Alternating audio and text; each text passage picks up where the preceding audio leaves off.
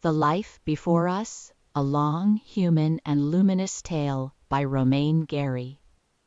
Belleville, the forgotten heart of Paris. The story unfolds in Belleville, a neighborhood at the eastern edge of Paris where the elegance of the city fades into narrow streets, crumbling facades, and the scent of poverty. Here, in tiny apartments with peeling paint and drafty windows, live immigrants from North Africa, Jewish refugees, Eastern European survivors, and people who came to Paris chasing dreams but found only struggle. Belleville is not the Paris of postcards. There are no glittering cafes or grand boulevards, just dark stairwells, noisy markets, and small shops with signs in Arabic, Hebrew, and broken French. At night, the streets are half lit, full of shadows, and alive with muffled laughter, arguments, and the sound of footsteps echoing against wet cobblestones. It's here, on the 6th floor of a shabby old building without an elevator, that Madame Rosa lives. Madame Rosa, a woman carrying the weight of 2 lives. Madame Rosa is an aging Jewish woman with a heavy past. As a young woman, she endured the unthinkable horrors of Auschwitz. Though she survived the war, she never escaped it entirely. She carries it inside her like a shadow that follows her everywhere. The memories are too deep for words, and when they rise to the surface, she retreats into silence, her face tightening with pain no one else can see.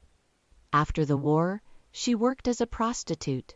She did not choose that life out of desire, it was survival.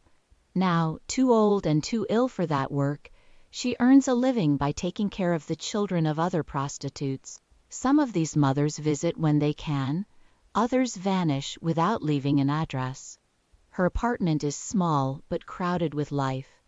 The walls are decorated with fading photographs and mismatched paintings, some gifts from people who once passed through her life. The furniture is old, with worn cushions and sagging springs, but it's arranged in a way that makes the space feel warm. In the kitchen, the air smells faintly of boiled vegetables, cleaning soap, and the cigarette smoke she tries to hide from the children. Momo, a boy without a birth date. The narrator of the story is Muhammad, but everyone calls him Momo. He doesn't know his exact age, maybe 10, maybe 11. He doesn't know where his parents are or if they're even alive. What he does know is that Madame Rosa is the closest thing to a family he has. Momo is not like other boys his age. Growing up in Belleville has made him sharp, self-reliant, and suspicious of the world. He has learned to read people quickly, to sense kindness or danger in the smallest gestures. He notices everything, the way someone's eyes dart when they lie, the change in someone's breathing when they're hiding fear. Yet beneath his streetwise exterior is a boy hungry for answers. He wonders constantly, who am I? Why was I born? What would my life have been if someone had wanted me? Momo doesn't see himself as entirely Arab, Jewish, or French. He is simply Momo, drifting between identities in a city obsessed with labels. His thoughts often slip into philosophy, sometimes poetic, sometimes bitter, but always sharp. Life in the apartment. Madame Rosa's home is a strange kind of family. The children she cares for come from different backgrounds, some Muslim, some Jewish, some with no religion at all. They fight, they laugh, they share cheap candy, and sometimes they cry themselves to sleep. Madame Rosa is both strict and deeply protective. She scolds them for bad manners, but she will also stand up to anyone who threatens them. Her voice can be sharp, but when she's worried, her tone softens without her realizing it. On good days, the apartment is noisy with laughter. On bad days, it feels like the air itself is heavy and no one says much. The decline of Madame Rosa. Time begins to weigh heavily on Madame Rosa. She suffers from heart trouble, shortness of breath, and sudden waves of fatigue. The stairs to her apartment, which she has climbed for decades, now feel like mountains. She is terrified of hospitals. In her eyes, hospitals strip away dignity and treat people like bodies instead of human beings. She has seen too much of that in her life, first in Auschwitz, then in the coldness of Parisian bureaucracy. She makes Momo promise that he will never send her there. Her memory begins to falter. Some days she forgets where she is, other days she wakes up screaming from nightmares of her past. Momo doesn't fully understand what's happening to her, but he feels the growing urgency to protect her. The basement promise. One day, Madame Rosa tells Momo that if her time comes, she wants to be taken to a small, dark basement room she keeps below the apartment. She says she feels safer there, hidden away from the world. Momo doesn't understand it fully.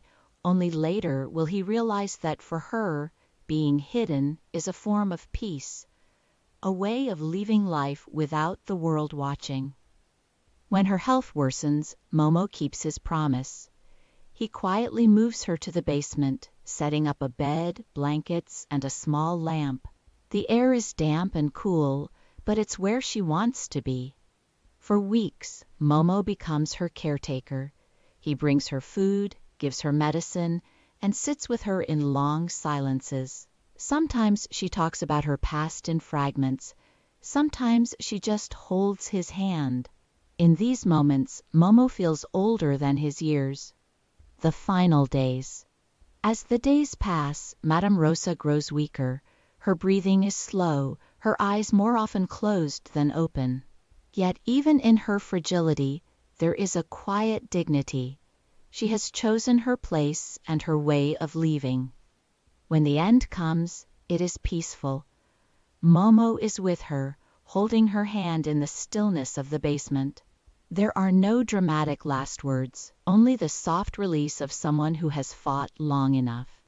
Aftermath, a different Momo.